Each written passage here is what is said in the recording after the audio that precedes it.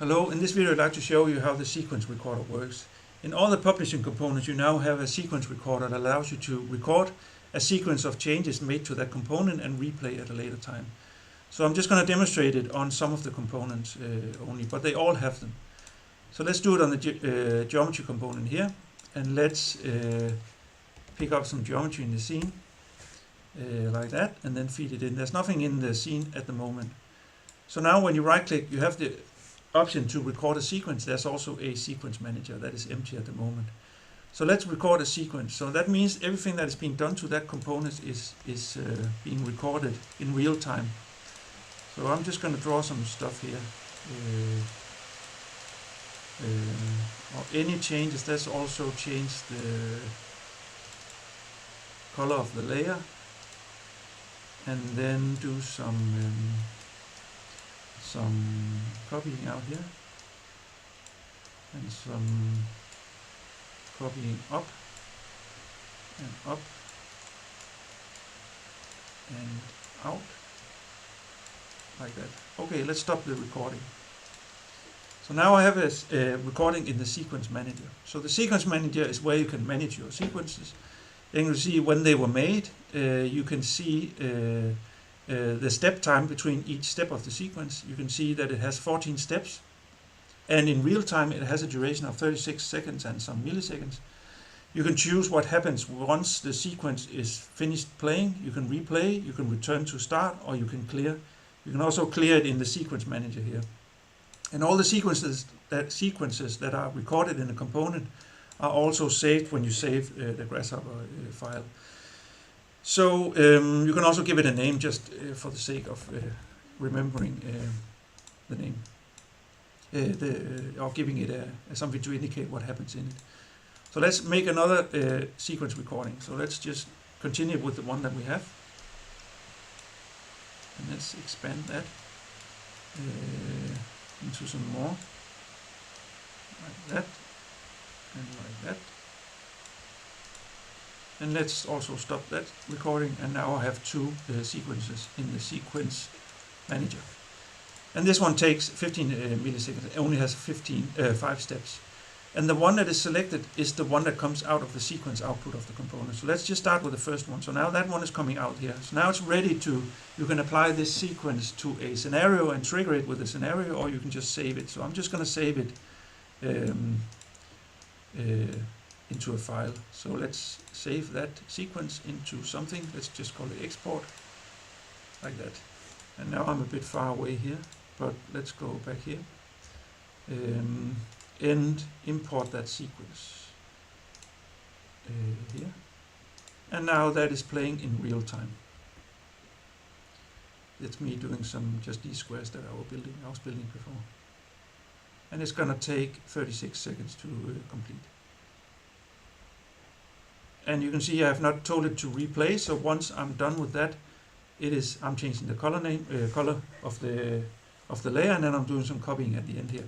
It would simply just stop. Okay, so let's, instead of real time, let's give it a fixed time for each step. So let's make it 500 milliseconds per step. That means the animation is going to be, or the sequence is going to take 7 seconds to complete. Let's also tell it to replay once it is done. So now that is coming out here, and it's been tweaked. So let's save it again. And let's import it again. And now it should be playing with a fixed amount between each step. So 300 milliseconds between each step looks like this, and then the layer change, and then the copying up here. So that's going to be running. Let's also just turn it up, and then let's say 200 milliseconds. So now we are at 2 seconds. So let's save that. Like that. Yes, and then import that. And so on and so forth. So now it's running really fast here with 200 milliseconds between each step. So let's choose the other one. We simply just say, now that's the output, let's replay, and let's make the steps just 500, just like before. So now we have an animation of 2.5 seconds. Okay, let's save that. Like that. Yes, and then import that. So that's the other animation playing.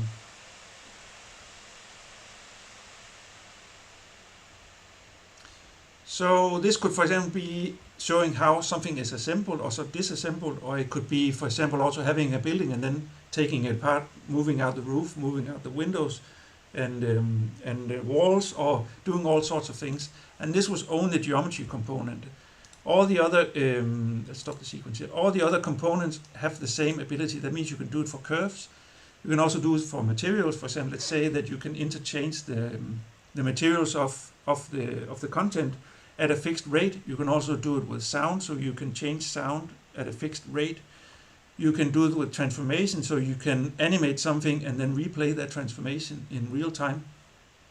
You can do it with views. You can do it with references, and you can do it with point clouds. All these things, all they have this sequence recorder. So let's just show it from one more.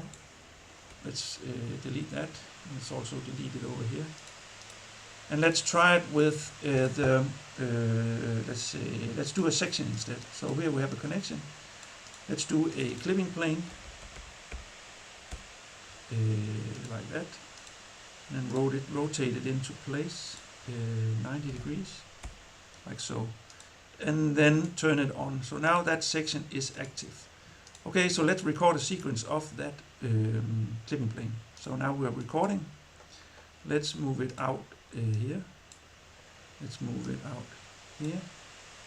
Let's move it to here. And this is taking 0.3 seconds for it to move.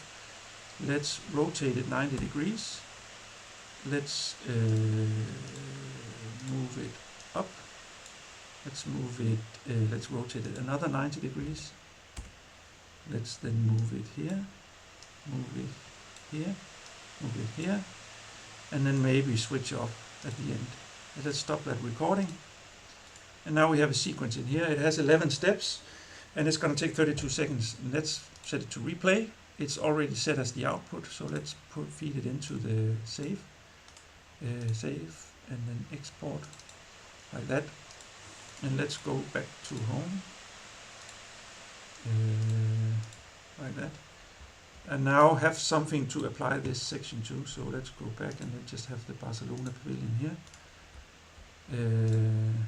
Let's delete that window, and then import that sequence that we just did. And now it's going to play that sequence of me moving that section plane. I was just moving it without knowing exactly where it was going, and now I'm going to rotate it. Okay, it should have been the other way.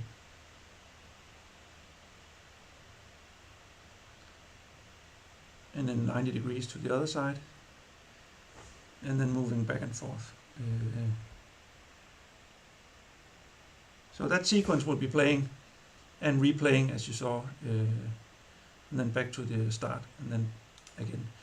So let's go into that sequence manager. It's going to take some time for it to finish, but let's just say you only have 1 second per sequence. So now it's 11 seconds. Okay, and let's save that. Like that, save that, and then import that instead of the other one. So now it's going to be really quick. 1 second between each sequence.